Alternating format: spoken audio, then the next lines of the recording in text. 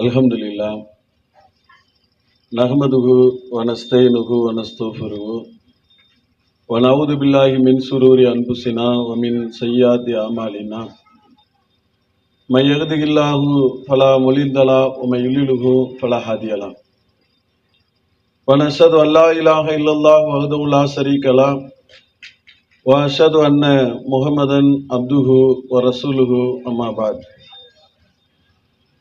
அகிலங்களை எல்லாம் படைத்து பராமரிக்கக்கூடியவனும் கண்ணியத்தின் அதிபதியும் புகழ் அனைத்திற்கும் சொந்தக்காரனாக இருக்கக்கூடிய எல்லாம் வல்ல இறைவனின் நல்லடியார்களே,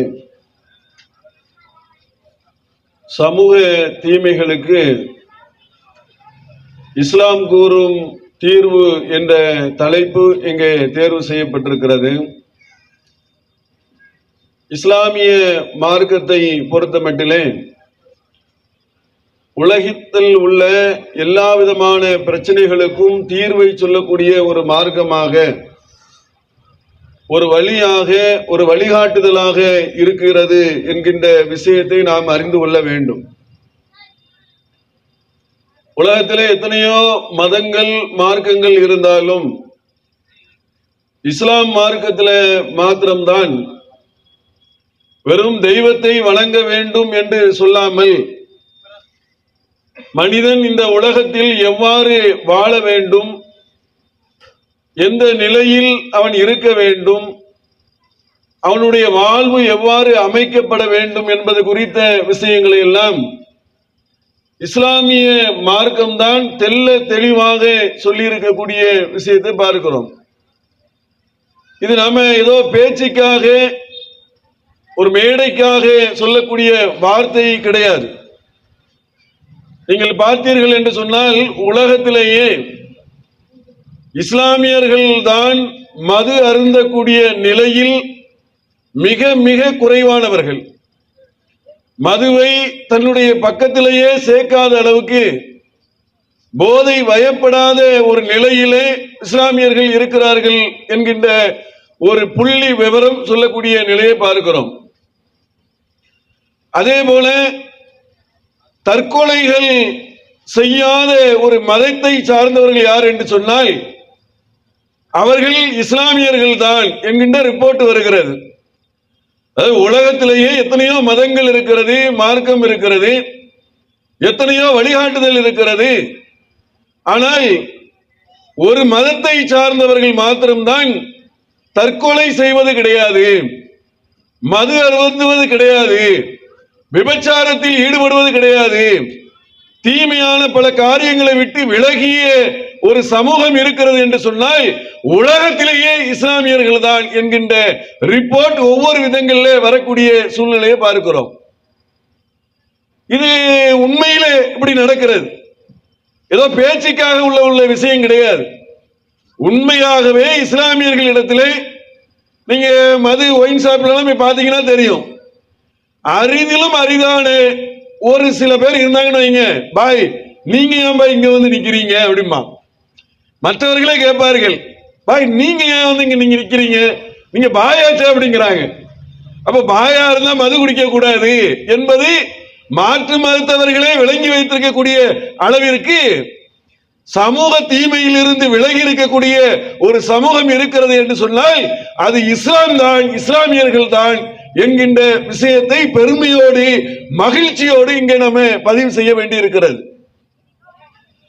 அப்ப இஸ்லாம் தான் உலகத்திற்கு தீமைக்கு உண்டான, தீமையை ஒழிப்பதற்கு உண்டான, தீமையை நீக்குவதற்கு உண்டான, தீமையை தடுப்பதற்கு உண்டான வழிமுறையை உலகத்திற்கு சொல்லி தந்திருக்கிறது.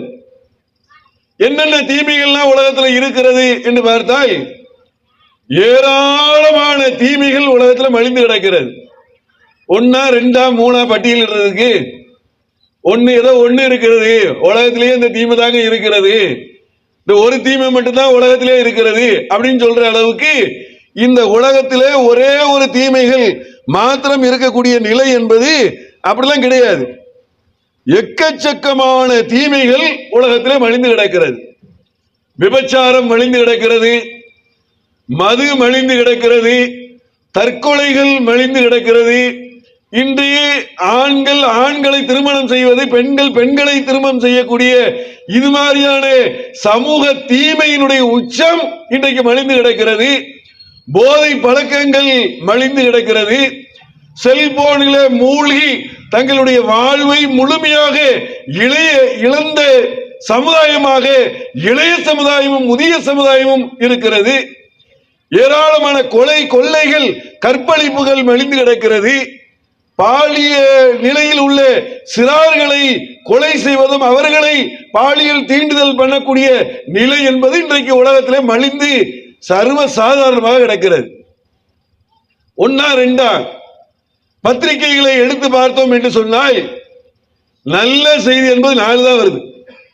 வேற எந்த பக்கத்தை எடுத்து பாருங்க, எங்க செல்போனினால் ஒரு பையன் அடிக்ட் ஆகி அதிலே மூழ்கி அதிலே வீழ்ந்து அவன் என்ன செய்தான், பெற்ற தாயையும் தந்தையும் கொலை செய்தான். பத்திரிகையில் வரக்கூடிய செய்தி இது இல்லைன்னு யாராவது சொல்ல முடியுமா? பெத்த தாயை ஆள் வச்சு கொலை பண்ணவன் இருக்கிறான், தந்தையை கொலை பண்ணினவர்கள் இருக்கிறார்கள். என்ன செல்போனு ஏன்பா நீ எடுத்து விளையாடுற அப்படின்னு கேட்டதான் உண்டு, வேற ஒண்ணும் கிடையாது. யோசிச்சு பாருங்க, செல்போனை ஏன் எடுத்து விளையாடுற, படிக்க கூடாதா, ஏதாவது பயனுள்ள காரியங்களை செய்யக்கூடாதா என்று தாய் கேட்டால், அதனால் தாயை நண்பர்களுடன் சேர்ந்து கொலை செய்த மாணவன் என்று பத்திரிகையிலே செய்தி வருகிறது. எவ்வளவு கொடுமையான ஒரு நிகழ்வுலே உலகம் சென்று கொண்டிருக்கிறது பாருங்க. மது குடித்தான், போதை அடித்தான், அந்த போதையினுடைய விளைவினால் தன்னுடைய பெத்த மகளிடத்திலேயே தவறாக நடந்தான். அதனால் அவனுடைய மனைவி கத்தியால் 42 தடவை அவனை குத்தினாள், கொலை செய்தாள். நீ வாழ்வதை விட சாவது மேல் என்று அந்த மனைவி கணவனை கண்ணு முன்னாடி கொலை செய்து போட்டாள் என்கின்ற விஷயத்தை செய்தித்தாள்களே பார்க்கிறோம். மது குடிச்சிட்டு வந்தான், தன்னுடைய சின்ன குழந்தையை மனைவிக்கும் அவனுக்கும் மத்தியிலே இருந்த அந்த பிரச்சனையினால் கை குழந்தையை எடுத்து காலை பிடித்து சுத்தி தலை சுவற்றில் அடித்து கொலை செய்தான் என்கின்ற செய்தியை பார்க்கிறோம். எவ்வளவு கொடுமையான ஒரு விஷயம் பாருங்க. மதுவினால் மனிதன் மதியை இழந்து மதி மயங்கி மது போதையிலே வீழ்ந்து சமூகத்திலே தீமையை விளைவிக்கக்கூடிய காரியத்தை உச்சகட்டமாக செய்து வரக்கூடிய நிலையை பார்க்கிறோம். இங்கதான் இஸ்லாம் நிற்கிறது. இஸ்லாம் தீர்வை சொல்லுகிறது. நல்ல விளங்கிக் கொள்ளுங்கள். மதுவுக்காக எத்தனையோ சட்டங்களை போடுகிறார்கள், திட்டங்களை போடுகிறார்கள், அறிவுரை சொல்லுகிறார்கள். தமிழக முதல்வர் டிவிகளை தோண்டி மது குடிக்காதீர்கள், மதுவை கேடு உண்டாக்கும், அது ஆபத்தானது என்று ஒரு பக்கம் தமிழக முதல்வர் டிவியில சொன்னாலும் டாஸ்மார்க் கடையில கூட்டம் கூட்டமாக அலை மோதிக்கொண்டேதான் இருக்கிறது. அரசு அதை விற்பனை செய்கிறது. இந்த திருவிழாவில் இந்த பண்டிகையில இத்தனை கோடிக்கு விற்பனை நடந்திருக்கிறது, 220 கோடி. இந்த வருஷம் 330 கோடியாக டார்கெட் நாங்கள் வைத்திருக்கிறோம். அப்புறம் 500 கோடி, 550 கோடின்னு சொல்லி ஒரு நேரத்தில் 220 கோடி இருந்தது. இன்னைக்கு 550 கோடி ரூபாய் ஒரு பண்டிகை தினத்திலே ஒட்ட டாஸ்மார்க்ல உள்ள சரக்கு விற்பனை ஆகிறது. இன்னைக்கு செய்தி என்ன தெரியுமா? ஒரு குடியாரு அவன் பாட்டில் உடைஞ்சிருச்சான், உடஞ்சி தூள் இருந்தாதுல ஒயின் ஷாப்புக்காரன் அந்த ஃபில்டரை கொடுத்தாங்க, டீ ஆத்துவாங்கல்ல, அந்த ஃபில்டரை கொடுத்து ஆத்தி குடி, அதாவது அந்த கண்ணாடி எல்லாம் துகள்கள்லாம் இல்லாமன்னு சொல்லி அவன் அதை வீடியோ எடுத்து தமிழக அரசுக்கு ஒரு கோரிக்கை, இங்க பாருங்க மது கொடுக்கறானுங்க, அதுக்கு டீ அரிக்கிற மாதிரி அரிப்பையும் சேர்த்து கொடுக்கறாங்க, இதெல்லாம் தமிழக முதல்வர் இதை பார்க்க வேண்டாமா, இதை கேட்க வேண்டாமா, நாங்க மது குடிப்பவர்களுக்கு இப்படியா கொடுமைப்படுத்துறது என்று அவர்கள் கோரிக்கை வைக்கக்கூடிய அளவுக்கு இன்றைக்கு குடியாளர்கள் பெருகி இருக்கக்கூடிய ஒரு நிலையை பார்க்கிறோம். எந்த அளவுக்கு என்று சொன்னால் பள்ளிக்கூட மாணவர்கள், படிக்கக்கூடிய மாணவர்கள் மத்தியிலே குடிவழக்கம் பெருகி 12 பேர், 112 பேர் போதைக்கு அடிமையாகி இன்றைக்கு இளைஞர்கள் 12, 13 பேர், 113 பேர் பாதிக்கப்படுறாங்க. ஆனால் நபிகள் நாயகம் ஸல்லல்லாஹு அலைஹி வஸல்லம் அவர்கள் 1400 ஆண்டுகளுக்கு முன்னால் மக்கா என்ற நகரிலே அவர்கள் இறை தூதர் என்று அறிவிப்பு செய்து அந்த மக்களிடத்திலே பிரகடனம் படுத்தி, நீங்கள் இறைவனை விரும்பக்கூடியவர்களாக இருந்தால், இறைவனை நேசிக்கக்கூடியவர்களாக இருந்தால், சொர்க்கத்தின் மீது ஆவல் கொள்ளக்கூடியவர்களாக இருந்தால், கடவுளை உண்மையாகவே நீங்கள் நேசிக்கிறீர்கள் என்று சொன்னால், இதோ இந்த மதுவில் இருந்து விலகிக் கொள்ளுங்கள் ஒரு வார்த்தையை தான் சொன்னாங்க. ஒரே வார்த்தை, குர்ஆனுடைய ஒரு வசனம். மக்களே, நீங்கள் இந்த மதுவிலிருந்து விலகிக் கொள்ள கூடாதா என்று இறைவன் கூறுகிறான். குர்ஆன்ல மது சம்பந்தமா ஏராளமான வசனங்கள்லாம் கிடையாது, 2-3 வசனங்கள் தான். நீங்க மதுவில இருந்து விலகிக் கொள்ள கூடாதா, நீங்க இறைவனை நெருங்குவதாக இருந்தால் இதிலிருந்து விலகிக் கொள்ளுங்கள் என்று ஒரு வார்த்தை தான். ஆனால் அந்த நகரம் எப்படி இருந்தது, அந்த இடம் எப்படி இருந்ததுன்னு சொன்னால், மதுவை வீடுகளுக்கு கீழே தோண்டி வைத்து புதைத்து வைத்து அந்த நேரத்தில் அந்த புளிப்பு ஏற்றி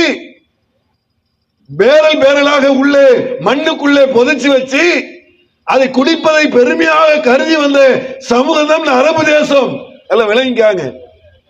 அந்த அரபிகள் மதுவை குடகுடமாக உள்ள அடுக்கி வச்சுக்கிட்டு, என்கிட்ட 4 பேரல் இருக்கிறது, என்கிட்ட 5 இருக்கிறது என்று யார் அதிகமாக வைத்திருக்கிறார்களோ அவர்கள் பெருமை அடிக்கக்கூடிய அளவுல அன்றைக்கு அரபு தேசத்தில் இருந்த அந்த மது பழக்கத்தை, அந்த குடிப்பழக்கத்தை, அந்த சமூகம் போதையிலே மயங்கி கிடந்த அந்த பழக்கத்தை வேறும் வேறடி மண்ணோடும் வீசி எறிஞ்சது இஸ்லாம். நபிகள் நாயகம் ஸல்லல்லாஹு அலைஹி வஸல்லம் அவர்களுடைய சொல், அவர்களுடைய நடவடிக்கை, அவர்களுடைய வார்த்தை அந்த மக்களை வென்றெடுத்தது. கரெக்டா இருக்கு, எதுவும் கேள்வி சொல்லாது. அவர்களை வென்றெடுத்தது. அந்த மக்கள் குடி பழக்கத்தை விட்டு ஒழித்தார்கள், ஒதுக்கினார்கள். எந்த அளவுக்கு என்று சொன்னால், அந்த 1450 ஆண்டுகளுக்கு முன்னால் அரபு தேசத்தில் இருந்த அந்த மது பழக்கத்தை ஒழித்த அந்த சமூகம் இன்று உலகம் முழுவதும் நபிகள் நாயகம் ஸல்லல்லாஹு அலைஹி வஸல்லத்தை பின்பற்றுகிறது, இறை தூதராக ஏற்று வழி நடத்துகிறது, வழி நடக்கிறது. அப்படி நபிகள் நாயகத்தை பின்பற்றக்கூடிய சமூகம் எவராவது மது குடிக்கிறார்களா, தண்ணி அடிக்கிறார்களா, தண்ணி அடிச்சுட்டு அடுத்தவங்க மனைவியை பிடிச்சு இழுக்கிறார்களா, ரோட்ல விழுந்து கிடக்கிறார்களா, பைக் எடுத்துட்டு போய் மற்றவங்க ஆக்சிடென்ட் பண்றார்களா, ஏதாவது நடக்குதா? கிடையாது. முஸ்லிம்கள் இடத்துல மது பழக்கம் என்பது வாஷ் அவுட். அதை கொண்டு வந்தது இஸ்லாம். அல்லாஹ் ரப்பல் ஆலமீன் சொல்கிறான், வல்லாஹு யது இலா தாரிஸ்ஸலாம். அல்லாஹ் அழைக்கிறான், தாரிஸ்ஸலாம் இஸ்லாத்தின் பால் அழைக்கிறான், அமைதியின் இல்லத்தின் பால் அழைக்கிறான். இஸ்லாம் என்பது அமைதி மார்க்கம், அமைதியை தரக்கூடிய மார்க்கம். நீ இஸ்லாத்தை வந்து பாரு. நீ மது குடிச்சா மனசு அமைதியாயிருதா? யோசிச்சு பாருங்க. மது குடிச்சுட்டான் அமைதியாயிருதா? மது குடிச்சிட்டு வருவான், ஏன்பா நீ மது குடிச்ச, இன்னைக்கு தண்ணி எதுக்கு அடிச்ச? இல்ல இன்னைக்கு வந்து சந்தோஷத்துல குடிச்சப்ப அப்படிம்பா, பிறந்த நாள் அதனால குடிச்சம்மா. அடுத்த நாள் அதே மாதிரி தண்ணி அடிச்சுட்டு வருவான், ஏன்டா தண்ணி அடிச்ச? இல்ல எங்க பாட்டி இறந்து போயிட்டாங்க அந்த துக்கத்துல தண்ணி அடிச்சம்மா. சரி, அதுக்கு அடுத்த நாள் தண்ணியில வருவான், ஏன்டா அடிச்ச? இல்ல என் பையன் பள்ளிக்கூடத்துல ஃபெயில் ஆயிட்டான் அதனால அடிச்சேன். டெய்லி ஒரு காரணம் சொல்ல பாருங்க. தண்ணி அடிப்பவர்கள், மது அருந்தக்கூடியவர்கள், போதை வகைப்பட்டவர்கள் வாழ்நாள் முழுவதும் காரணங்களை சொல்லி சொல்லி ஏதாவது ஒரு காரணத்தின் அடிப்படையில் தண்ணி அடித்து தங்களுடைய வாழ்வை இழந்து, தங்களுடைய உடம்புகளை இழந்து, தங்களுடைய உடைமைகளை இழந்து, தங்களுடைய உயிர்களை பறிபோகக்கூடிய நிலைக்கு இந்த மது அவர்களை தள்ளுகிறதா இல்லையா? எத்தனை குடும்பங்கள்ல பிரச்சனை யோசிச்சு பாருங்க. 1, 2, 3, 4 எங்க பார்த்தாலும் குடும்பத்துல ஒரே பிரச்சனை. எங்க வீட்டுக்காரர் குடிச்சிட்டு வர்றாரு, நல்லைக்கு தான் நல்லாதான் வேலைக்கு போறாரு, நல்ல கட்டு வேலைக்கு போறாரு, 1000 ரூபாய் கொடுக்கறான், 1500 ரூபாய் கொடுக்கறான், 2000 ரூபாய் கொடுக்கறான், 2000 ரூபாயை குடிச்சு நாசம் பண்ணி ஒன்னில்லாம ஆக்கி விடுகிறார் எங்க வீட்டுக்காரரு. பிள்ளைய போட்டு அடிக்கிறாரு, என் பிள்ளைய படிக்க வைக்க முடியல, உதவி செய்யுங்கன்னு சொல்லி எத்தனை தாய்மார்கள் கதறுகிறார்கள், அழுகிறார்கள். இருக்கா இல்லையா? ஒரு நேரத்தில் தமிழ்நாட்டில் லாட்டரி சீட்டு விற்பனை தமிழகம் முழுவதும் பயங்கரமா போய்கிட்டு இருந்துச்சு. நிறைய பேருக்கு இன்றைய இளைஞர்களுக்கு அது தெரியாது. லாட்டரி சீட்டு ஒண்ணு இருந்துச்சா அப்படின்னா எப்படின்னு கேட்பாங்க இந்த பிள்ளைங்களுக்கு எல்லாம். ஆனா தமிழகத்தினுடைய நிலை என்ன தெரியுமா? எங்க பார்த்தாலும் லாட்டரி சீட்டு, கேஎஸ்ஏ லாட்டரி சீட்டு, திருச்சி அது இது, அங்க பங்காளின்னு பேர் வச்சிருப்பான். அந்த லாட்டரி சீட்டை வாங்கி எத்தனையோ குடும்பங்கள் நடுத்தெருவுல ஏராளமான நிலையில மரணித்த சம்பவங்கள் தமிழ்நாட்டில் நடந்துச்சு. அதனால அரசாங்கம் என்ன தெரியுமா பண்ணுச்சு? தமிழக அரசாங்கம் அன்றைய நேரத்தில் லாட்டரி சீட்டுக்கு தமிழகத்தில் தடை. அது இப்ப தடை பண்றான். 1450 ஆண்டுகளுக்கு முன்னாலேயே இஸ்லாமிய மார்க்கம் சூதுவை, சூதாட்டத்தை, இது மாதிரியான நம்பிக்கைகளை போய் எடுக்கக்கூடிய இந்த சூதாட்டத்தை இஸ்லாம் மார்க்கம் 1450 ஆண்டுகளுக்கு முன்னாடியே தடை செய்தது. ஒரு முஸ்லீம் லாட்டரி சீட்டு வாங்க மாட்டான், பந்தயம் கட்ட மாட்டான், போய் சூதாட்டம் ஆட மாட்டான். அவன் ஆடினா அவன் முஸ்லீம் கிடையாது. இப்படி தடுத்த மார்க்கம் இஸ்லாமிய மார்க்கம். சரி, தமிழகத்தில் தடுத்ததனுடைய விளைவு என்ன தெரியுமா? அன்றைக்கு தமிழகமே கொண்டாடியது தமிழக அரசை. ரொம்ப சந்தோஷம் ஐயா, முதல்வர் ஐயா, தமிழக அரசே. அன்றைக்கு இருந்த எந்த அரசு தடை பண்ணியதோ அந்த அரசை கொண்டாடியது, பாராட்டியது. எங்கள் குடும்பங்கள் எல்லாம் இன்றைக்கு மன மகிழ்ச்சியாக இருக்கிறது, எங்களுடைய பிள்ளைகள் எல்லாம் சந்தோஷமாக இருக்கிறார்கள் என்று சொல்லி தடை செய்யப்பட்ட லாட்டரி சீட்டுக்காக சந்தோஷத்தில் இருந்தது தமிழகம். ஆனா இன்னைக்கு என்ன? மது விற்பனையை அரசே நடத்துது இல்லையா? கள்ளக்குறிச்சியில ஒரு குடும்பமே எக்கச்சக்கமான பேர் மரணம் அடைந்தார்கள். 18 பேர் எவ்வளவு பேர் இறந்தாங்க. எதுக்கு எப்படி இறந்தாங்க தெரியுமில்ல? மது குடிச்சிட்டு ஒரு சாதாரண இறந்துருக்கிறாங்க. அவங்கள பார்க்க வந்தவங்களும் மது குடிச்சு இருந்திருக்கிறாங்க. எந்த அளவுக்கு அந்த போதை கள்ளச்சாராயங்கள் இது மாதிரியான நிலையில எவ்வளவு பெரிய பாதிப்பை ஏற்படுத்துகிறது. அரசாங்கம், தமிழக அரசாங்கம் மதுவை தடை செய்யுங்கள். எத்தனை குடும்பத்தை காப்பாற்றலாம், எத்தனை பேரை நல்லா படிக்க வைக்கலாம். நபிகள் நாயகம் ஸல்லல்லாஹு அலைஹி சொன்னாங்க, போதைதான் பாவங்களுக்கெல்லாம் முதன்மையானது. ஒரு தண்ணி அடிச்சுட்டா எதுவுமே தெரியாதுங்க. கொலை நடக்குது இல்ல, நிறைய கொலைகள் நடக்கிறது, நிறைய கொள்ளைகள் நடக்கிறது, ஏராளமான இடங்கள்ல பாதிப்பு ஏற்படுகிறது. நிறைய பாதிப்புகள் ஏற்படுவதற்கு முக்காவாசி பேர், 99 பேர் தண்ணி அடிச்சுதான் அதை செய்யறான். நல்லா விளைக்காங்க. கொலை பண்றவன் தண்ணி அடிச்சுதான் செய்யறான், கற்பழிப்பு பண்றவன் தண்ணி அடிச்சுதான் செய்யறான். ஏராளமான விபத்துகள் நடக்கிறதுக்கு காரணமாக இருக்கிறது மதுவாக இருக்கிறது. எத்தனை எத்தனை சம்பவங்கள் நடக்கிறது. ஆனா அந்த மதுவை தடை செய்வதற்கு அரசாங்கம் முன்னெடுப்பு செய்ய வேண்டும். கவர்மெண்ட் ஆஸ்பத்திரியில் முக்காவாசி பேர் கிட்னி இழந்து, நுரையீரல் இழந்து, குடல் புண்ணாகி கிடப்பதற்கு காரணம் இந்த மது என்று இந்த மதுவை பத்தி சொன்ன அவ்வளவு விஷயங்கள் இருக்கிறது. இஸ்லாம் மார்க்கம் மதுவை வேரடி மண்ணோடும் தூக்கி எறிந்தது என்பது வரலாறு.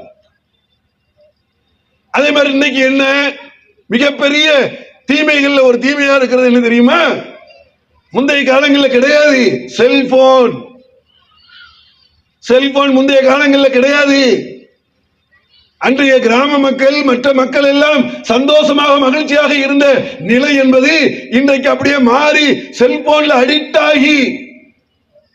அடிமையாகி முதியவர்கள், சின்ன குழந்தைகள் முதற்கொண்டு இளைஞர்கள், இளஞ்சிகள், முதியவர்கள், வயதானவர்கள் வரை இந்த செல்போனினால் அதனுடைய பாவத்திலே விழுகிறார்கள். உண்டா இல்லையா? செல்போன் என்பது நல்லதா கெட்டதா? கத்தி என்பது நல்லதா கெட்டதா? அது நல்லதுன்னு சொல்ல முடியாது, கெட்டதுன்னு சொல்ல முடியாது. அல்லது நல்லதுன்னு சொல்லலாம், கெட்டதுன்னு சொல்லலாம், ரெண்டும் சொல்லலாம் இல்லையா? கத்தி பயன்படுத்துற ஆளை பொறுத்து தான் அது மாறும்.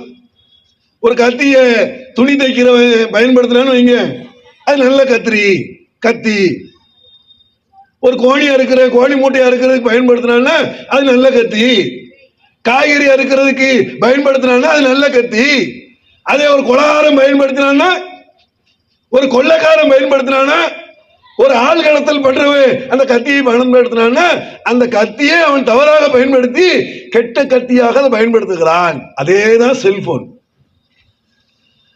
கொலைகாரனை விட, கொள்ளைக்காரனை விட, கற்பழிப்பு செய்கிறவனை விட மிகப்பெரிய பாவங்கள்ல விழுவதற்கு, தூண்டுவதற்கு காரணமாக இருக்கக்கூடிய ஒரு ஆயுதமாக, ஒரு அணு ஆயுதமாக, ஒரு அணுகுண்டாக இன்றைக்கு இருப்பது என்பது செல்போன்.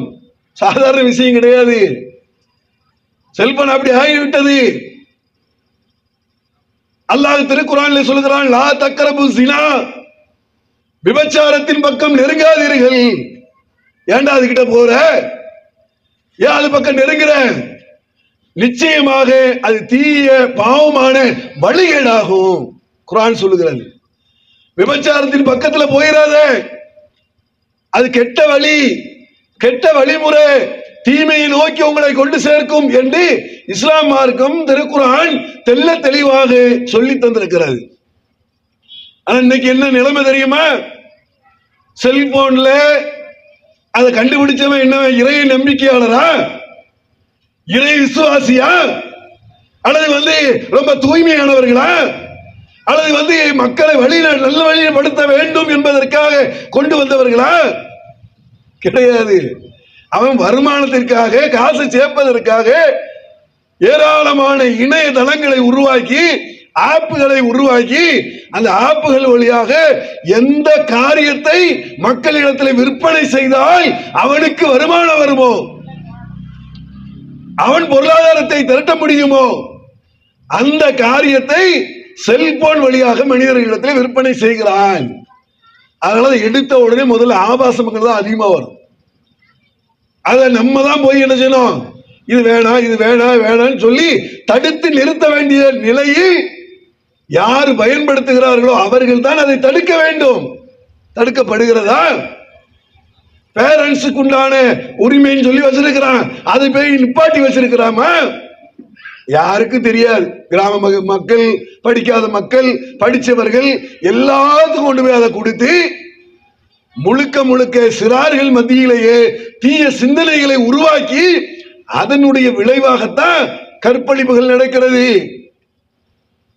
அண்ணா பல்கலைக்கழகத்தில் ஒரு கற்பழிப்பு ஒரு பொண்ணை படிச்சு நாசம் பண்ணார்களே, இது ஒன்னா ரெண்டா?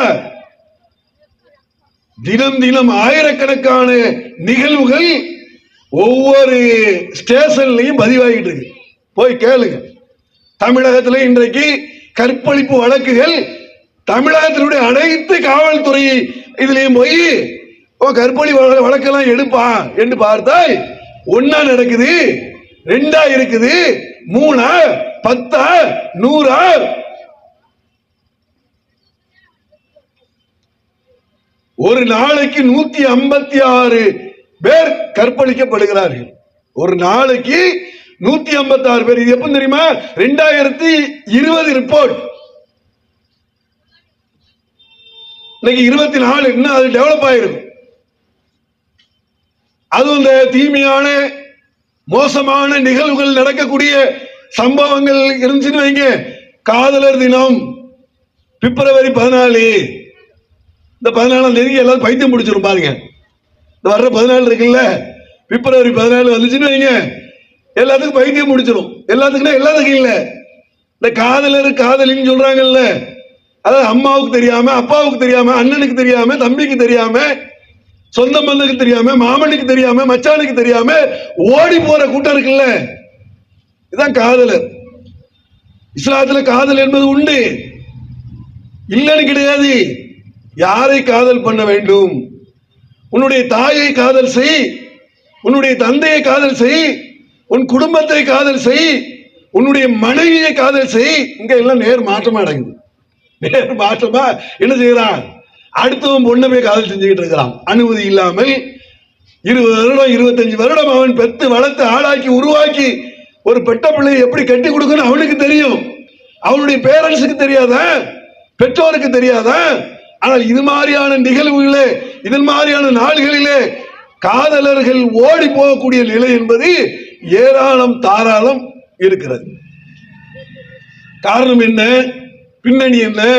கலாச்சாரம் அதுல மூழ்கிறது. இந்த கலாச்சாரத்தை தூண்டக்கூடிய விஷயங்களை எல்லாம் செல்போன் வழியாக இன்றைக்கு பெறுகிறார்கள். மாஸ் சைக்காலஜின்னு சொல்லுவாங்கல்ல, அதிகமான மக்கள் இருந்தா ஒரு சைக்காலஜி வந்துடும். ஒருத்தர் சிங்கிளா போனா பேசாம இருப்பான், வாயை மூடிட்டு பேசாம இருப்பான். 10 பேர் இருந்தாலும் வைங்க, அவன் பண்ற ரகலையத்தை நம்மளால பார்க்கவே முடியாது. பஸ்ல பார்க்கலாம், ஒருத்தன் வந்து குரங்கு மாதிரி பேசாம இருப்பான்.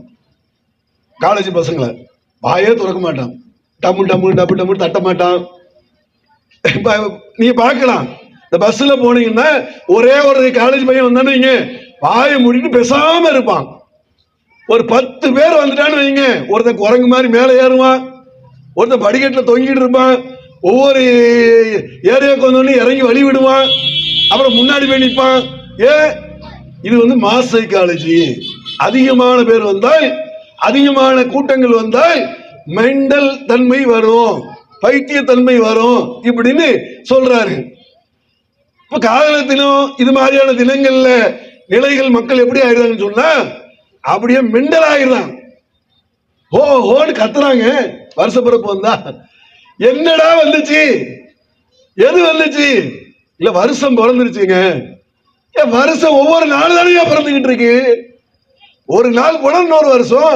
இல்ல இல்ல, நைட்டு 12 மணிக்கு தான் வருது. எங்க வருது? அது ஏதோ ஒரு கிரீன் விஷல எங்கேயோ ஆரம்பிக்குதான். என்ன வருது? என்னையா வருஷ பிறப்புனா என்ன? வருஷ பிறப்புனா அவனுக்கு போடுற ஆட்டமும் ஆம்பளைங்களும் பொம்பளைங்களும் போட்டுட்டு அதுக்கப்புறம் என் பிள்ளைய கற்பழிச்சுட்டான். ஏண்டி என்ன பேச்சு? என்ன இது?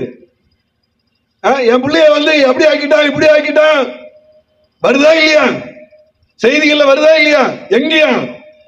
பீச்சுக்கு 12 மணிக்கு மற்ற ஆண்கள் எல்லாம் ஆட்டம் ஆடக்கூடிய இடத்துல கொண்டு போய் பொம்பளை பிள்ளைய கொண்டு விட்டு அந்த காம கொடர்களுடைய காரியத்தில் விழுந்த, அதுக்கப்புறம் கடந்து துடிச்சா செருப்ப தூக்கிட்டு போய் உள்ள பத்திரமா வைக்கிறாங்க.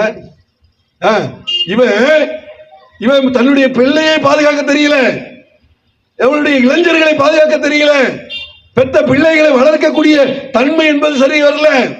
இவன் என்ன செய்யறான்? 150 ரூபாய்க்கு தான் செருப்பு வாங்கியிருப்பான். அந்த செருப்பை வீட்டுல உள்ள முக்கியமான இடத்துல கொண்டு, அவனுக்கு நாய் தூக்கிட்டு போயிடக்கூடாது, யாரும் மாத்திட்டு போயிடக்கூடாது, செருப்பை தூக்கிக்கிட்டு கொண்டு போய் வைக்கக்கூடியவர்கள் செருப்புக்கு கொடுக்கக்கூடிய மரியாதை, செருப்புக்கு கொடுக்கக்கூடிய ஒரு பாதுகாப்பு பெண் பிள்ளைகளுக்கு கொடுக்கப்படுகிறதா? இளைஞர்களுக்கு கொடுக்கப்படுகிறதா? அவர்களை நாம பாதுகாக்கிறோமா? இஸ்லாம் என்ன சொல்லுது? பெண்கள் உங்களுக்கு நற்செய்தி குர்ஆன் சொல்லுகிறது. அவனுக்கு ஒரு பெண் குழந்தை பற்றி நற்செய்தி கூறப்பட்டால் அவனுடைய முகம் கருத்து விடுகிறது. அல்லாஹ் சொல்லுகிறான். ஒரு பொம்பளை பிள்ளை பிறந்துருச்சுன்னு சொன்னா அவன் மூஞ்சி என்னவா? கருத்து போயிடுறான். என்னடா இது, இதை வளர்க்கிறதா, இழிவுடன் வளர்க்கிறதா இல்லது கொண்டு போட்டுறதா என்று எப்போ 1450 ஆண்டுகளுக்கு முன்னாலேயே செஞ்சிருக்கிறான். மாமா வீட்டுக்குன்னு கூட்டிட்டு போய் குழிய தோண்டி பொம்பளை பிள்ளைய புதைச்ச சம்பவங்கள்லாம் உண்டு. அங்கே இஸ்லாம் வந்தது. நபிகள் நாயகம் ஸல்லல்லாஹு அலைஹி வஸல்லம் அவர்கள் பிரச்சாரம் செய்தார்கள். பெண் குழந்தை நற்செய்தி, பொம்பளை பிள்ளை நற்செய்தி. பொம்பளை பிள்ளை பிறந்தா இழிவாக நீ கருதாதே, அசிங்கமாக நினைக்காதே. ஆணும் பெண்ணு இருந்தாதேண்டா உலகம் இயங்கும். அப்புறம் எதுக்கு பெண்ணை மட்டமா கருதுற, பெண்ணை அசிங்கமா கருதுற என்று இஸ்லாம் இருக்கும். ஆணும் பெண்ணும் சமம். இன்னைக்கு கேட்டுட்டு இருக்கான், பெண்களுக்கு 33% இடஒதுக்கீடு கொடுக்கணும் அப்படிங்கிறான்.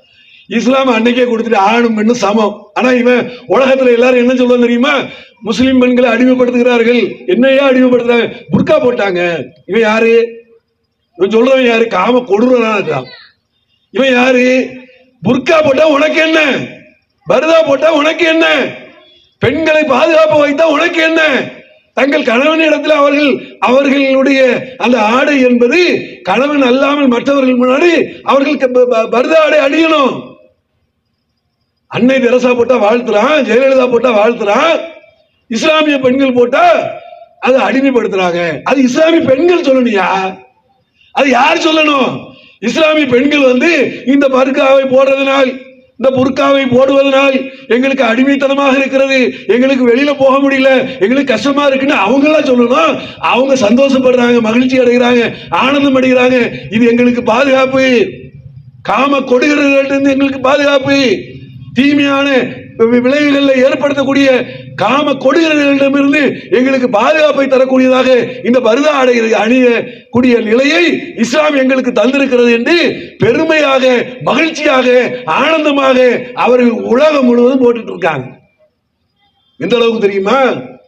இன்னைக்கு லாஸ் ஏஞ்சல் பத்தி எரியுது இல்ல, அமெரிக்கா உலகத்தில் மிகப்பெரிய வல்லரசு நாடு. அப்பாவி இஸ்லாமியர்களை எல்லாம் கொண்டு குவிப்பதற்கு ஆயுதங்களை கொடுத்த அந்த அமெரிக்காவுக்கு லாஸ் ஏஞ்சல்ல பத்தி எரியுது, ஒன்னும் பண்ண முடியல. அவனுடைய பொருளாதாரம், அவனுடைய காசு, அவனுடைய ஆட்கள் எதுவுமே ஒன்றும் பண்ண முடியல. அன்றைய தினத்தில் என்றைக்கு பத்தி எரிஞ்சு அவன் சொன்னான், யாரு? அமெரிக்கா அதிபராக ஆவதற்கு முன்னால ட்ரம்ப் சொன்னது, நான் வந்த உடனே பாலஸ்தீன மக்களுக்கு நரகத்தை காட்டுவேன் என்று சொன்னான். எவ்வளவு பெரிய ஆணவம், எவ்வளவு பெரிய அகம்பாவம், எவ்வளவு பெரிய பெருமை! உலகத்திற்கே அதிபதியாக இருக்கக்கூடிய நாடாக இருந்தாலும் படைச்ச ரப்புல் ஆலமீனுடைய அந்த நரகத்தை இல்லை, நரகத்தை காட்டுவேன் சொன்ன அடுத்த நிமிஷம் பத்திட்டு எரியுது லாஸ் ஏஞ்சல். அணைக்கவே முடியல, ஒண்ணுமே பண்ண முடியல. பெரிய பெரிய தொழிலதிபர்கள், பெரிய பெரிய நடிகர்கள், பெரிய பெரிய பணக்காரருடைய வீடுகள், எலான் மஸ்க் வீடு முதற்கொண்டு ஏராளமான வீடுகள் எல்லாம் பத்தி எரியுது, ஒண்ணும் பண்ண முடியல.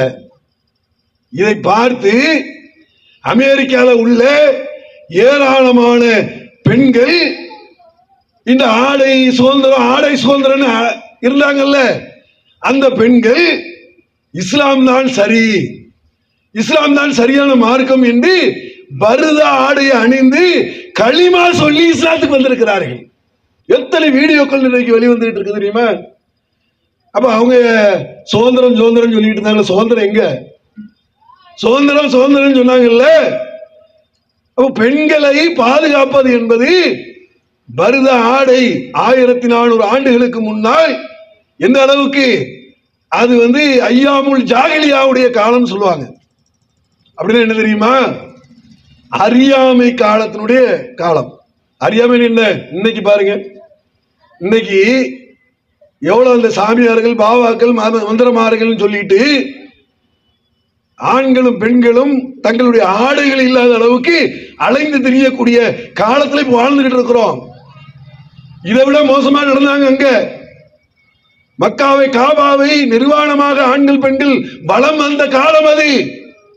அந்த காலத்தில் இஸ்லாம் தோன்றி, இஸ்லாம் என்கிறது முதல் மனிதரை இஸ்லாம் தான், அதையும் விளங்கிடணும். திடீர்னு தோன்றது கிடையாது. மறுபுணர்ச்சி மறுலே திரும்ப நபிமார்கள் தொடர்ச்சியா வருவாங்கல்ல, அந்த கடைசியாக வந்த நபிகள் நாயகம் அவர்கள் இப்படி அறியாமையில இருக்காதீங்க, அறியாமை காலத்து பெண்கள் போல நீங்க நடக்காதீர்கள், கண்ணியமான பர்தா ஆடை அணிங்கள் என்று அந்த பர்தா ஆடையை அணிய சொன்னது. இன்றைக்கு சவுதி அரேபியா, அரபு நாடுகளிலே இரவு 1 மணிக்கு பெண்கள் தன்னந்தனியாக போகலாம். இது பொய்யெல்லாம் தான் சொல்லல, ஏதோ தலைப்பு கொடுத்துட்டாங்க அதுக்காக வேண்டி சொல்லல, நல்லா விளங்கிக்காங்க. யார் இதை சொல்றது தெரியுமா? தமிழகத்து பெண்கள் அரபு நாடுகளில் போய் வேலை செய்துட்டு அவங்க லைவ் போடுறாங்க, வீடியோ லைவ் போட்டு, இந்த பாருங்க மணி 1, இப்ப மணி எத்தனை? 1. நான் ஒரு இந்து பெண்மணி இல்லையா, நான் முஸ்லீம் கிடையாது. ஆனால் இந்த அரபு நாட்டில் நான் எப்படி இந்த காட்டுக்குள்ள போறேன் பாருங்க அப்படின்னு சொல்லி லைவ் போட்டு அரபு நாடுகளிலே இரவுல தன்னந்தனியாக போகிறார்கள். ஒருத்த கை வைக்க முடியாது, வச்சு அவன் தலை துண்டு, முடிஞ்சு போச்சு. சமூக தீமைக்கு கொடுக்கக்கூடிய தண்டனை பார்த்தீங்களா? இவன் சட்டத்தை போட்டுட்டு சட்டத்தை வருடி கொடுப்பான். என்ன குஜராத்தில் அந்த பெண்ணு சாயின் பாவா, அந்த பெண்ணுடைய குடும்பத்தார கொலை செஞ்சு கற்பழிச்சு 15 பேர்கிட்ட உள்ள போய் அவர்கள் வெளில வரும்போது பாரத் மாதாக்கு ஜெயன்னு சொல்லி பாராட்டுக்கிறாங்க. எப்படி இருக்கு பாருங்க. அவன் என்ன சாதனை புரிஞ்சானா? ஆசிமா என்ற ஒரு பெண்ணை, குழந்தைய, சின்ன பிள்ளைய 4 நாள் 5 நாள் அளவுக்கு வைத்து ஆலயத்தில் வைத்து கற்பழித்து கொலை செய்தார்கள். அவர்கள் ஜெயிலுக்கு போயிட்டு வர்றாங்க. இவன் ஆரத்தி எடுக்கிறான். என்னத்தை சொல்றதுன்னு தெரியல. இளைஞர்களை சீரழிக்கக்கூடிய, பெண் சமூகத்தை சீரழிக்கக்கூடிய, அவர்களுடைய கற்பை சூறையாடக்கூடிய நிலையை உலகத்தில் ஒழிச்ச மார்க்கம் இஸ்லாமிய மார்க்கம். அதான் பயப்படுறான். யார் சொல்றா தெரியுமா? அத்வானி சொல்றாரு. அத்வானி மட்டுமல்ல, இன்றைக்கு நிறைய சம்பவங்கள் நடக்குது. ஒரு வினோதினி என்ற ஒரு பெண்ணு மேல ஆசிட்ட ஊத்திட்டான் ஒருத்தன். ஒரு தலை காதல், அந்த பிள்ளை காதல் பண்ணல, இவன் காதல் பண்ணி அது காதல் பண்ணலன்னு சொன்னோடனே அந்த பிள்ளை மூஞ்சில ஆசிட்ட ஊத்திட்டான். அது இறந்து போறக்கூடிய கட்டத்தில் போலீஸ் ஸ்டேஷன், அதாவது ஹாஸ்பிட்டல் இருக்கும்போது எல்லாரும் மத்தியிலையும் டிவியிலையும் சொன்னது, எனக்கு எப்படி ஆசிட் ஊத்தப்பட்டதோ அதே மாதிரியாக எனக்கு ஊத்துனவன் மூஞ்சிலையும் ஆசிட்ட ஊத்துறதா என்னுடைய கடைசி ஆசைன்னு சொல்லிட்டு அந்த வினோதின்ங்கிற அந்த பிள்ளை இறந்து போச்சு. உடனே அந்த தகப்பனார் பேட்டி கொடுத்தாரு, எனக்கு வேற எந்த ஒண்ணும் வேண்டாம், எந்த ஒண்ணும் வேண்டாம், என் பிள்ளையுடைய கடைசி ஆசையான என் புள்ள மூஞ்சில ஆசிட்ட ஊத்துற மாதிரி அந்த புள்ள அவன் மூஞ்சில ஆசிட்ட ஊத்தணும், அரபு நாட்டு சட்டம் இங்க வேண்டும் அப்படின்னு சொல்லி சொன்னார். நிறைவேறிச்சா? நிறைவேறிச்சாயா? அந்த பொண்ணுடைய ஏக்கம் நிறைவேறிச்சா? அதே மாதிரி அந்த வினோதினி மூஞ்சில ஆசிட்ட ஊத்துன அவனுக்கு அதே மாதிரி ஆசிட்ட ஊத்தி இருந்தா இன்றைக்கு அண்ணா பல்கலைக்கழகத்துல ஒரு பெண்ணை கற்பழிச்சிருப்பானா? நடக்குமா? அந்த தகப்பனாருடைய கோரிக்கை ஏற்க முடியாது. இங்க சட்டம் அப்படி இல்ல. இந்திய சட்டத்தினுடைய நிலை அப்படி கிடையாது. போடுவான் தூக்கு தண்டனை, மரண தண்டனை போடுவான். உடனே அது போயிடும், எங்க ஜனாதிபதிக்கு போயிடும். ஜனாதிபதி கருணை மனு. என்னையா கருணை மனு? என் புள்ள இறந்ததுக்கு நீ என்ன கருணை பண்ற அப்படின்னு சொல்லுது இஸ்லாம். இஸ்லாமிய நாடுகள் அப்படி கிடையாது. அரபு தேசத்தில் அப்படி கிடையாது. அரபு தேசங்களுடைய நிலை என்ன தெரியுமா? அதனுடைய சூழ்நிலை என்ன தெரியுமா? யாராவது ஒரு கையை வெட்டினா பதிலுக்கு கையை வெட்டிடுவாங்க. கன்னத்துல அரைஞ்சான்னு வைங்க, அதே மாதிரி கன்னத்துல அற. கண்ணன் ஓடினான்னு வைங்க, அதே மாதிரி கண்ணன் ஓடணும். கொலைக்கு கொலை, பல்லுக்கு பல்லு, காயத்துக்கு காயம். இது அரபு நாட்டினுடைய சட்டம். இது அரபு நாட்டினுடைய சட்டம்ங்கிறதை விட இது அல்லாஹ்வுடைய சட்டம். அங்க இளவரசரும் மன்னிக்க முடியாது, அவரு பெரிய ராஜாவா இருந்தாலும் மன்னிக்க முடியாது. அந்த குடும்பத்தார் மன்னிச்சா தவிர வேற யாரும் மன்னிக்க முடியாது. இது அரபு நாட்டினுடைய சட்டமா? இங்க எப்படி இருக்கு? என்னன்னா 100 வாட்டி கொலை செய்யறான், 100 வாட்டி சைக்கிள் திருடுறான், பைக் திருடுறான், 101வது வாட்டி திரும்ப கைது பண்ணி உள்ள போயிட்டு திரும்ப வரான். சொல்லும் போது என்ன திரும்ப சொல்றான், மாமியார் வீட்டு போயிட்டு வராங்க. என்ன ஜெயில்? என்ன ஜெயில் என்னவாங்க? சொல்லும் போது என்ன சொல்லணும், அவனை வெளியே இருக்க முடியாது, உழைக்க முடியாது. அதெல்லாம் அவன் என்ன சொல்லணும், மாமியார் வீட்டுக்கு போயிட்டு வரேன், மாமியார் வீட்டில் உழைக்காம அப்படின்னு அனுமதிக்கப்பட்ட விருந்துங்கிறது வேற. வருஷ கணக்கில் சாப்பிட்றாங்கல்ல, அதுதான் மாமியார் வீடுன்னு சொல்லுவாங்க. இவன் ஜெயிலில் என்ன செய்யறா, மாப்பிள்ளை இந்த மாதம் வெளில நான் போகிறேன், போய் ஒரு சைக்கிளை திருடுறேன், போலீஸ் பிடிக்கும், அதான் உள்ளே போட்டுரும். இல்லை ஒரு பைக்கை திருடுறேன், இல்லை எவ்வளோ ஒரு பிட் பாக்கெட் அடிக்கிறேன், உள்ளதுக்கு போட்டுரும். திரும்ப மாமியார் வீட்டு சாப்பாடு. வாரத்துக்கு ஒரு வாட்டி சிக்கன். நீங்கள் சாப்பிட்றீங்களோ என்னன்னு தெரியல, நம்ம சாப்பிட்றோமோ இல்லையான்னு தெரியல. சரியா? ஜெயிலில் சிக்கனு, சினிமா இப்படின்னு இருந்தா எப்படி சமூக தீமை ஒழியும்? தப்பு செய்வர எப்படி திருந்துவாய்? பாவத்தை விடமாட்டானா? மீண்டும் மீண்டும் செய்வதற்கு அது தூண்டவில்லையா? இஸ்லாமியாருக்கு சொல்லுது, திருடனானா கையை வெட்டிருங்க, முடிஞ்சு போச்சு. ஒரு திருடுறான்னா மணிக்கட்டு வரைக்கும் கையை வெட்டுருங்க. ஆணாக இருந்தாலும் சரி பெண்ணாக இருந்தாலும் சரி கையை வெட்டிருங்க, திருட மாட்டான். நபிகள் நாயகம் அவர்களுடைய காலத்துல பாத்திமா என்ற ஒரு பெண் திருடியது. உயர்ந்த குலத்து பெண். நபிகள் நாயகம் மன்னர், அதே மாதிரி இறை தூதர். அப்ப அந்த உயர்ந்த குலத்து பெண்ணை திருடின உடனே நபிகள் நாயகத்திட்ட வந்து எல்லாரும் பேரம் பேசுறாங்க. இது உயர்ந்த குலத்து பெண்ணு, நீங்க இவங்க கையெல்லாம் வெட்டீங்கன்னா கொஞ்சம் பெரிய அளவுல பிரச்சனை வந்துடும், கொஞ்சம் அட்ஜஸ்ட் பண்ணிக்காங்க, கொஞ்சம் என்ன செஞ்சுக்காங்க, பணம் வாங்கிக்காங்க. பணம் வாங்கி யாரு திருடுனாங்களோ அவங்களுக்கு பரிகாரம் கொடுத்துருங்க. நபிகள் நாயகத்தின் அவங்களுடைய முகம் அப்படியே சிவக்கிறது, கோபப்படுறாங்க. என்ன சொல்கிறீர்கள்? உங்களுக்கு முன் சென்ற சமுதாயம் அழிந்து நாசமாக போனதுக்கு காரணம் உயர்ந்தவனுக்கு ஒரு நீதி, தாழ்ந்தவனுக்கு ஒரு நீதி, பணக்காரனுக்கு ஒரு நீதி, ஏழைக்கு ஒரு நீதி, கருப்பனுக்கு ஒரு நீதி, வெள்ளையனுக்கு ஒரு நீதி என்கிற அந்த அடிப்படையில் ரசூலுல்லாஹ் சொல்றாங்க, பேதமை பார்த்ததுதான் உங்களுக்கு முன் சென்ற சமுதாயம் அழிந்து நாசமாக போச்சு. ஏன் பேதமை பார்க்கிறீங்க? பேதமை கூடாது, அனைவருக்கும் சமநீதி என்ற ஒரு நிலையை சொல்லி நபிகள் நாயகம் சொன்னார்கள், என் மகள் பாத்திமா திருடினாலும், நபிகள் நாயகத்துடைய மகள் பேரும் பாத்திமா தான், திருடின பெண்ணு பேரும் பாத்திமா, நபிகள் நாயகத்தினுடைய அவங்களுடைய மக பேரும் பாத்திமா. நபிகள் நாயகம் சொன்னார்கள், என் மகள் பாத்திமா திருடினாலும் கையை வெட்டுவேன்னார்கள். இந்த தூதர் எங்க? இந்த வழிகாட்டுதல் எங்க? இந்த வழிமுறை என்ன? இதைத்தானே காந்தியடிகள் ஆசைப்பட்டாங்க. காந்தியடிகள் சொன்னாங்க, இந்தியாவில் சுதந்திரம் என்பது இது சுதந்திரம் கிடையாது. யாரை சொன்னா? சுதந்திரத்தை வாங்கி தந்த காந்தியடிகள், வாங்கி தருவதற்கு அதிகமான உழைப்பு செய்த காந்தியடிகள் அவர்கள் சொன்னார்கள், இந்தியா சுதந்திரம் அடைந்ததாக நான் சொல்ல மாட்டேன். என்றைக்கு தெரியுமா? ஒரு பெண் நடு இரவிலே வெளியே சென்று வீட்டுக்கு வருகிறார்களோ, அன்று பாதுகாப்போட வருகிறாரோ, அதுதான் இந்தியாவினுடைய உண்மையான சுதந்திரம். இந்த சுதந்திரத்தை உமர் ரலியல்லாஹு அந்த அரபு தேசத்திற்கு பெற்றுக் கொடுத்தார். அவருடைய அந்த ஆட்சி இந்தியாவுக்கு வேண்டும் என்று சொன்னார். யார் அந்த உமர்? யார் அந்த உமர்? காந்தியடிகள் பாராட்டிய உமர் யாரு? நம்ம நாட்டில் உள்ளவரா? உள்ளவங்களா?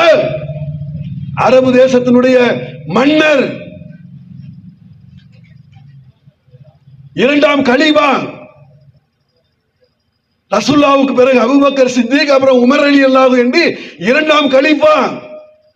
அவர்கள் ஆட்சியிலே தன்னந்தனியாக பெண்கள் வெளியில் சென்று வந்து வீட்டுக்கு வரக்கூடிய அளவுக்கு அந்த தன்மை வரும் என்று முன்னறிவிப்பு ரசூலுல்லாஹ் என்ன சொன்னாங்கன்னா, ஒரு காலம் வரும், சன்ஹா என்ற பகுதியில் இருந்து ஹலரம் மௌத் என்ற பகுதி வரை ஒரு பெண் தன்னந்தனியாக சென்று வீட்டுக்கு வருவாள், ஹஜ் செஞ்சுட்டு வருவாள். தன்னுடைய வாகனத்தினுடைய நிலையில ஓனாய் தின்றுவிடும் என்ற அந்த பயத்தை தவிர வேறு பயம் இல்லாத ஒரு காலம் வரும் என்று நபிகள் நாயகம் அவர்கள் முன்னறிவிப்பு செஞ்சார்கள். அது உமர் ரலியல்லாஹு காலத்திலேயே அது நிறைவேறியது. அதுதான் காந்தியடிகள் அவங்க என்ன செஞ்சாங்க, இந்தியாவில் உமருடைய ஆட்சி வரும்னாங்க. சங் பரிவாரர்கள் உமர் அரபு குர்ஆனுடைய ஆட்சியை வேணுங்கிறத காந்தியடிகள் வேற விதத்துல சொன்னாங்க.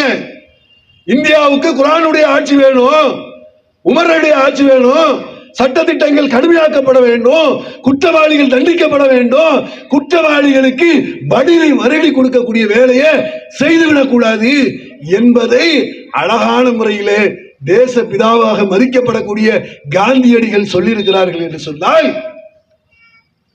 இது இஸ்லாம் தானே? இது வழிகாட்டுதல் தானே? யோசிச்சு பாருங்க. அப்ப தீமையில இன்னைக்கு சர்வ சாதாரணமா விழுகிறார்கள். இளைய சமுதாயம் இளைஞர்களை எடுத்து பாத்தீங்கன்னு சொன்னா, இன்னைக்கு எப்படி வாழணுங்கிற நிலையே அவங்களுக்கு தெரியல, நல்லா விளைக்காம. ஒரு காலத்துல பிள்ளைகள் பிறந்த குழந்தைகள் இருக்கிறது, அந்த குழந்தைகள் முதற்கொண்டு வளர்க்கிற பருவம் வரை வளர்ந்து தன்னிச்சையாக முடிவெடுக்கக்கூடிய பருவம் வரை தன்னுடைய பிள்ளைகளுக்கு பெற்றோர்கள் அறிவுரை கூறி வளர்ப்பாங்க, சொல்லி வளர்ப்பாங்க. அதுல ஒண்ணுமே தெரியாது.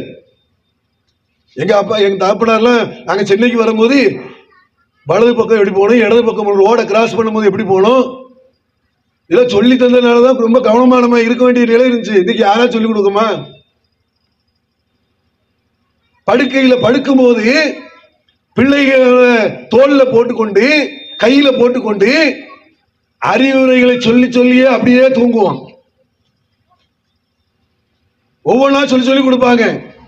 உறவினர்களை பேணணும், இறையச்சத்தோட நடக்கணும், இறைவன் மீது பயம் இருக்கணும், இறைவன் நம்மளை பார்த்துக்கிட்டு இருக்கிறான் என்று கையில படுக்க வச்சு குழந்தைய தன்னுடைய கையில படுக்க வச்சு நெஞ்சில படுக்க வச்சு அறிவுரை சொல்லி சொல்லி சொல்லி சொல்லி சொல்லி அந்த குழந்தையை வளர்த்த சமூகம் தான் முந்தைய சமுதாயம். ஆனா இன்றைய சமுதாயம் அப்படியா? அது பாட்டுக்கு அழுது கிடக்கு. சனியன உன் தொல்லை தாங்க முடியல. என் வயிற்றுல வந்து பெத்துட்டு பிறந்துக்கிட்டு யார இவங்க பெத்து விட்டு சொல்றது என்ன?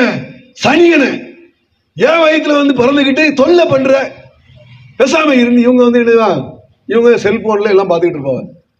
செல்போன்ல என்ன, ஃபேஸ்புக்கு, வாட்ஸ்அப்பு, டெலிகிராமு, அது இது, இன்ஸ்டாகிராமு, இதுலயே வாழ்க்கை முடிஞ்சிருது. பெத்த புள்ள எப்படி வளருமா? குழந்தைங்க எப்படி வளரும்? நபிகள் நாயகம் ஸல்லல்லாஹு அலைஹி வஸல்லம் சொன்னாங்க, அலா குல்லுக்கும் ராயின் வ குல்லுக்கும் மஸ்கூலூன். உங்கள ஒவ்வொருவரும் பொறுப்புதாரர் தான். உங்களுடைய பொறுப்புகளை குறித்து நாளை மறுமையில் இறைவன் விசாரிப்பான். இறைவன் கேட்பான். என்ன கேட்பான்? உனக்கு குழந்தைய கொடுத்தல எப்படி வளர்த்தேன்னு கேட்க மாட்டானா? என்ன காக்காவா, குருவியா, கழுதியா, இல்ல வேற மிருகங்களா? கிடையாது. பகுத்தறிவு கொடுக்கப்பட்ட மனிதன், சிந்திக்கக்கூடிய ஆற்றல் உண்டு, திறன்பட சிந்தித்து ஒரு முடிவை எடுக்கக்கூடிய தன்மையில் மனிதன் படைக்கப்பட்டிருக்கிறான். அதனாலதான் அவனுக்கு கேள்வி. ஆடு மாடுகளுக்கு கேள்வி கிடையாது, அதுகளுக்கு அந்த அறிவு கொடுக்கப்படல. மனிதனுக்கு பகுத்தறிவு கொடுக்கப்பட்டிருக்கிறது. எது நல்லது, எது கெட்டது. சட்டை எடுக்க போனா கடைய 200 சட்டை எடுத்து பார்க்கானே. பொம்பளைங்க பெண்கள் ஜவுளி கடைக்கு போனா என்ன ஆகுது? இவன் வெளியில நிக்கிறான், பாம்போடு நிக்கிறான். எப்போ வருவா எப்போ வருவா எப்போ வருவான்னு இருக்கிறான். அந்த பெண்கள் போய் பார்த்தா ஒரு 50-60 சேலைய பார்த்து அவனுக்கு தெரியும். யாருக்கு? துணி கடைக்காரனுக்கு நல்லாவே தெரியும், இது தேரும் இது தேராதுன்னு. சரியா? எடுப்பாங்க எடுக்கலன்னு 50 சேலை எடுத்து, ஏங்க வாங்க இந்த கடையில ஒரு கலெக்ஷனே இல்லை. ஒரு ஒரு ஒரு ட்ரெஸ் எடுக்கிறதுக்கு ஆண்களா இருந்தாலும் பெண்களா இருந்தாலும் இவன் வேற விஷயத்துல இவன் கடை ஹோட்டலா அலைவான். இவன் என்ன செய்வான்? அந்த அம்மாமார்கள் வந்து என்ன செய்வாங்கன்னா, ட்ரெஸ் இந்த மாதிரியான விஷயங்கள்ல இருந்தாங்கன்னா இவன் ஒவ்வொரு ஹோட்டலா போயிட்டு இந்த கடையில் இட்லி சரியில்லை, பரோட்டா சரியில்லை, அங்க பிரியாணி சரியில்லை, அங்க குஸ்கா சரியில்லை, அங்க அது சரியில்லை, இது சரியில்லை, வா மந்தி சாப்பிட போவோம். அந்த மந்தி கூட அரபு நாட்டு மந்தி மாதிரி இல்லை. இவன் சாப்பாட்டுல இப்படி இருப்பான். அப்ப இதெல்லாம் வந்து இது வந்து ஒரு லைக்னு வைங்களேன், ஒரு விருப்பம், ஒரு நேசத்துக்குரிய ஒரு பொருட்களை மனுஷன் என்ன செய்யறான்? நேசிக்கிறான். சரி, அது ஒன்றும் பிரச்சனை கிடையாது, அது தப்புக்காக வேண்டி சொல்லல. இதையெல்லாம் கலெக்ட் பண்ணி செலக்ட் பண்ணி பார்த்து பார்த்து வாங்கக்கூடியவர்கள் தன்னுடைய பிள்ளைகளை, தன்னுடைய குழந்தைகளை, தன்னுடைய பேரன் பேத்திகளை எப்படி வளர்க்கிறாங்க? அது பாட்டுக்கு வளரும். என்ன, ஒரு செல்போன்ல கேமை போட்டு விட்டு நீனே பார்த்து நீனே என்ன செஞ்சுக்க, வளர்ந்துக்க. அவன் என்ன செய்யறான்? செல்போனை புடுங்கின உடனே கத்தி எடுத்து குத்திடுறான். செல்போன்ல வந்த மாதிரியே செஞ்சிடலாம். என்ன செய்யறான்? செல்போன்ல வந்த மாதிரியே என்ன செய்யறான்னா, செல்போனை பிடிக்கிற உடனே செல்போன்ல ஏதாச்சும் ஒரு நாடகத்துல ஏதாச்சும் ஒரு காட்சிகள் அப்படி வருமா இல்லையா, அப்படியே எடுத்து அப்படியே அம்மாவை குத்திடுதான், அப்பாவை குத்திடுதான். இதுதான் வளர்ப்பு. பெற்றோர்களுக்கு பொறுப்பு இல்லையா? குடும்பத்தாருக்கு பொறுப்பு இல்லையா? நபிகள் நாயகம் ஸல்லல்லாஹு அலைஹி வஸல்லம் சொன்னாங்க, மனைவி பெண்கள் தனது கணவனுடைய வீட்டாருக்கு பொறுப்பாளர்கள். அவங்களுக்கு பொறுப்பு இருக்கு, பிள்ளைகளை வளர்க்கிற பொறுப்பு இருக்கிறது. கணவன் குடும்பத்தினுடைய பொருளாதாரம் போன்ற அனைத்திற்கும் பொறுப்பாளனாக இருக்கிறான். எல்லாத்தையும் மறுமையில கேட்பான். வா வந்து எப்படி பிள்ளைய வளர்த்த? இல்ல அவன் கொலகாரன் ஆயிட்டான். கொலகாரன் அவனா? நீ என்ன பண்ண? அவன் ஊரு சவாரி ஆயிட்டான், எல்லா பசங்களோட சேர்ந்து சுத்துறான், நீ தடுத்தியா? அதற்கான முயற்சியை எடுத்தியா? பாருங்க, மனிதன் வந்து தன்னுடைய தாயையோ தன்னுடைய தந்தையையோ தன்னுடைய அக்காவையோ தன்னுடைய தங்கச்சியையோ தன்னுடைய அண்ணனையோ தன்னுடைய தம்பியையோ ஒரு மனிதன் தேர்ந்தெடுக்க முடியாது. முடியுமா? தாயை ஒருத்தன் தேர்ந்தெடுக்க முடியுமா? தந்தையை ஒருத்தன் தேர்ந்தெடுக்க முடியுமா? அண்ணனை ஒருத்தன் தேர்ந்தெடுக்க முடியுமா? தம்பியை ஒருத்தன் தேர்ந்தெடுக்க முடியுமா? அதெல்லாம் வந்து இறைவன் பிளட்ல அப்படி உருவாக்குறது, ரத்தத்தின் வழியாக அது வர்றது. தாயை வந்து தேர்ந்தெடுக்க முடியாது, தந்தையை தேர்ந்தெடுக்க முடியாது. ஆனால் ஒரு மனிதன் நினைத்தால் நண்பனை தேர்ந்தெடுக்க முடியுமா இல்லையா? நண்பர்களை தேர்ந்தெடுக்க முடியுமா? கிடையாதா? ட்ரெஸ் தேர்ந்தெடுக்கிற மாதிரி செல்போன், எனக்கு இந்த செல்போன் தான் வேணும், ஐபோன் தான் வேணும். இவர் ஒழுங்க பாஸ் மார்க்கே எடுக்கல, இவருக்கு ஐபோன் வேணுமா, லேப்டாப் வேணுமா? நண்பனை தேர்வு செய்யறதுல என்றைக்காவது அது திறன் பெற்றிருக்கோமா? டான்ஸ் ஆடுற நண்பர்கள், கூத்தடிக்கிற நண்பர்கள், கும்மாள அடிக்கக்கூடிய நண்பர்கள், சினிமா இப்படின்னு தேவையில்லாத காரியங்கள்ல தங்களுடைய நேரங்களை செலவு செய்யக்கூடிய நண்பர்கள், இந்த நண்பர்களை தேர்வு செஞ்சுக்கிட்டு அவனே மாதிரி வர்றான். எப்படி வரான் தெரியுமா? அதாவது கீரிப்புள்ள மாதிரி வரான். எப்படி என்ன முடி எப்படி வச்சுக்கா பாருங்க, எப்படி மேல ஒரு கீரிப்புள்ள தொங்குது, இப்படி இப்படி கிடக்குது பாருங்க. நம்ம உண்மையில கீரிப்புள்ள தான் தொங்குட்டு கம்பை எடுத்து அடிச்சு அவன் மண்டை பொழந்துடும். சரியா? கீரிப்புள்ள தொங்குது. அப்புறம் வந்து இதுல என்னது, இந்த தவக்கா தொங்குது, பள்ளி தொங்குது. எதுல? தலையிலங்க. படிக்கக்கூடிய மாணவர்களுடைய தலையில பள்ளி தொங்குது, கீரிப்புள்ள தொங்குது. ரோடு போட்டு வச்சிருக்கிறான், இங்க கோடு போட்டு வச்சிருக்கிறான், புருவத்துல தேய்ச்சி அதுல 4 கோடு போட்டு வச்சிருக்கிறான், உதட்டுல 2 குத்தி வச்சுக்கிறான், நாக்க வெட்டிக்கிறாங்க. இவன் என்ன செய்யறது? என்ன சொல்றதுலே தெரியல. நாக்க திருச்சியில ஒரு பகுதியில நாக்கு வெட்டி கொடுப்பதற்கு ஒருத்தனை இப்ப போலீஸ் பிடிச்சிட்டு இப்பதான் முடிப்பாங்க, கொஞ்ச நாள் கழிச்ச பிறகு அனுமதி கொடுத்துருவாங்க. இதுதான் நிலைமை. பச்சை குத்துக்கிறாங்க. அன்றைக்கு பச்சை குத்துறதுல யார் குத்துவாங்க? இந்த ரொம்ப புவரா இருக்க மக்கள் இருக்காங்கல்ல, அவங்க, அந்த மக்களுடைய அந்த கல்ச்சர் அது இல்லையா, அவங்க எடுத்துவாங்க, பச்சை குத்திக்கிடுவாங்க. அது அல்லாம ரவுடிகள் கொஞ்சம் பச்சை குத்திக்கிடுவாங்க. போலீஸ் பிடிச்சாங்கன்னா முதல்ல கேட்கறது என்னடா, முதல்ல முடிய பிடிப்பாங்க.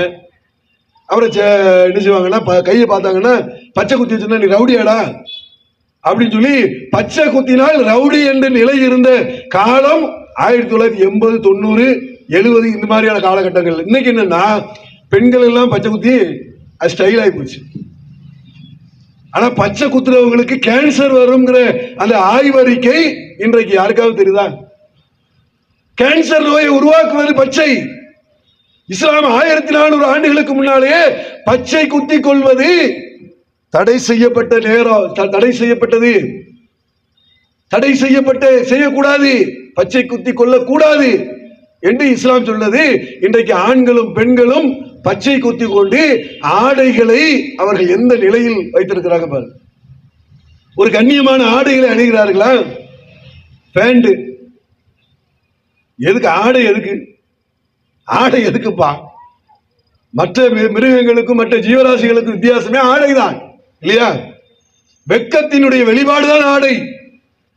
ஆனா அன்றைய காலத்துல ஆடைகள் வந்து ரொம்ப தர்மம் கேட்கக்கூடியவங்க, ஆடை இல்லாமல் அப்படி அலைஞ்சவங்க. இன்னைக்கு கோடீஸ்வரனா இருக்கிறான், அப்ப காரை விட்டு இறங்கினா பாதி ஆடே காணும். என்ன பேண்ட்ல இந்த பக்கம் தேய்ச்சி வச்சிருக்கா, அந்த பக்கம் தேய்ச்சி, சட்டை கிழிஞ்சு, இருக்கிற சட்டையை கிழிச்சு இப்படி வரான். இது வந்து கல்ச்சர், இது வந்து எங்க ஸ்டைலு அப்படிங்கிறான். என்ன அளவுக்கு இந்த சமூகம் போயிட்டு பாருங்க. அதுல லைக் வாங்குறதுக்கும், அதுல வந்து சப்ஸ்கிரைப் வாங்குறதுக்கும், அதுல சம்பாதிக்கிறதுக்கும். ஒருத்தருடைய ஆடையை முடிவு பண்றது யார் முடிவு பண்றா? பெற்றோர் முடிவு பண்றதுல இந்த காலத்துல யார் முடிவு பண்றா? டெய்லர் முடிவு பண்றான். அவன் எப்படி விரும்புறானோ அதை தச்சு கடைக்கு அனுப்பிச்சிருந்தான், அது விற்பனை ஆகுது. இதனால சமூக தீமைகள் விலகுதா இல்லையா? இஸ்லாம் என்ன சொன்னா, கண்ணியமான ஆடை என்பது கண்ணியத்துக்குரியது. கண்ணியமா ஆடை போடுங்க, கண்ணியமா ட்ரெஸ் போடுங்க, கண்ணியமா பேசுங்க, கண்ணியமா நடங்க, கண்ணியமாக வாழுங்க, ஒழுக்கமாக இருங்க. இன்னைக்கு ஒழுக்கம் தவறிய நிலையில எல்லாம் பாத்தீங்கன்னா கள்ள காதல், கள்ள காதலன், கள்ள கணவன், கள்ள பெண்ணு, எவ்வளவு ஒழுக்கம் தவறிய நிலையில இன்றைக்கு சமூகம் மாறிக்கொண்டிருக்கு பாருங்க. அமெரிக்கா உலகத்துக்கு கலாச்சார மோசடியில ரொம்ப மோசமா இருந்தோம். அமெரிக்கா ஹிப்பி எல்லாம் வளர்த்துக்கிட்டு அலைவான் அப்படி இருந்த ஒரு சமூகம். இன்னைக்கு ட்ரம்ப் நிறைய விஷயங்கள் தப்பா இருந்தாலும் ஒண்ணு சொல்றான், என்னதுன்னா வந்த உடனே ஆண் பெண் திருமணத்தை நான் அனுமதிப்பேன், இந்த ஆணுக்கு ஆணு பெண்ணுக்கு பெண்ணுங்கிறத அதோட ஒழிப்பேன். இது என்ன முட்டாள்தனமா இருக்குது? அது ஒரு விஷயத்த நம்ம பாராட்டலாம். இன்னைக்கு அப்படி ஆயிடுச்சு இல்லையா? அதுக்கு கலர் எல்லாம் பூசிக்கிட்டு அதுக்கு ஊர்வலம் கொடுத்து அதுக்கு அனுமதி கொடுக்கறாங்க தமிழ்நாட்டில். என்னத்தை சொல்றது? சமூக தீமைகள் மலியுமா இல்லையா? அதுக்கு அனுமதி கொடுக்கிறான். ஆணை ஆணோட வைக்கணும், பெண்ணை பெண்ணோட வைக்கணும்னு இஸ்லாம் சொல்லுகிறது. ஆனா இஸ்லாம் சொல்லக்கூடிய இந்த வழிமுறைகளை ஒழுங்கா கடைபிடிக்காமல் அந்த பெண் சமூகத்தை ஆண் சமூகத்தோட கலந்து விட்டு சில பெண்கள் ஆண்களாக மாறுறாங்க, சில ஆண்கள் பெண்களாக மாறுறாங்க. ஆனா உண்மையில அப்படி கிடையாது. அறிவியல் ரீதியாக இஸ்லாம் என்ன சொல்லுதுன்னா, ஆதம் ஏவாள் இருவரைத்தான் படைத்த, மூணாவது ஆளை யாரையும் படைக்கல. சரியா? ஆதம் ஏவாள், ஆணு ஒரு பெண்ணு, அது உலகம் உருவாச்சு. அப்புறம் மூணாவது பாலினம் சொல்லி அதை ஒண்ணு உருவாக்கி சமூகத்திலே சீர்கேட்டை உருவாக்கக்கூடிய ஒரு நிலையை அரசாங்கம் செய்கிறது. மற்றவர்கள் வேடிக்கை பார்க்கிறான்னு சொன்னால் இந்த சமூக தீமை என்பது நிறைய இருக்கு, சொல்ல முடியாத அளவுக்கு சமூக தீமை இருக்கு. சின்ன பிள்ளைங்க எல்லாம் வாய்க்குள்ள என்ன செய்யறான், ஒரு அது என்னவா சிமெண்ட் மாதிரி ஒரு மூட்டை மாதிரி சின்னதா என்ன ஸ்டைல வச்சுட்டு போறான். அதனால ஏற்படக்கூடிய விளைவு என்னடா, போதை வயப்பட்டு அந்த கேன்சர் சின்ன வயசுல 30 வயசு 35 வயசுல நீ 80 வயசு அடைந்த ஒரு நிலைக்கு பலகீனமாகி விடுவாய். படிக்கக்கூடிய மாணவர்கள் சர்வ சாதாரணமாக நீங்க வேணா கல்லூரியினுடைய பாத்ரூம் சைடு போய் பார்த்தா அவ்வளவு கிடக்குது. எவ்வளவு கொடுமையாக இளைஞர்கள் மத்தியில விழிப்புணர்வு வேண்டாமா? சமூகம் அதற்கான ஒரு முன்னேற்ற பாதையை நோக்கி செல்ல வேண்டாமா? ஒரு சமூகத்தை ஊனமாக்க வேண்டும் என்று சொன்னால் இளைய சமுதாயத்தை போதைக்கு அடிமையாக்கினால் அந்த சமூகம் ஊனமுள்ள சமூகமாக, பலகீனமான சமூகமாக மாறிவிடும். அந்த நிலையில் இருந்து தமிழ்நாட்டை காப்பாற்றணும், இந்தியாவை காப்பாற்றணும், உலகத்தையே காப்பாற்றணும். அதுக்கு ஒரே தகுதி இஸ்லாம் மார்க்கம் தான். சொல்லி இருக்கக்கூடிய காரியங்கள் தான் இஸ்லாமியர்களிடத்தில் தான் இருக்கிறது. நாம் தான் அதை மற்றவர்களுக்கு எடுத்து செல்ல வேண்டும். தீமையை ஒழிக்கக்கூடிய காரியங்களை நாம் செய்ய வேண்டும் என்று கூறி முடித்துக் கொள்கிறேன். அஸ்ஸலாமு அலைக்கும் வரஹ்மத்துல்லாஹி வபரகாத்துஹு.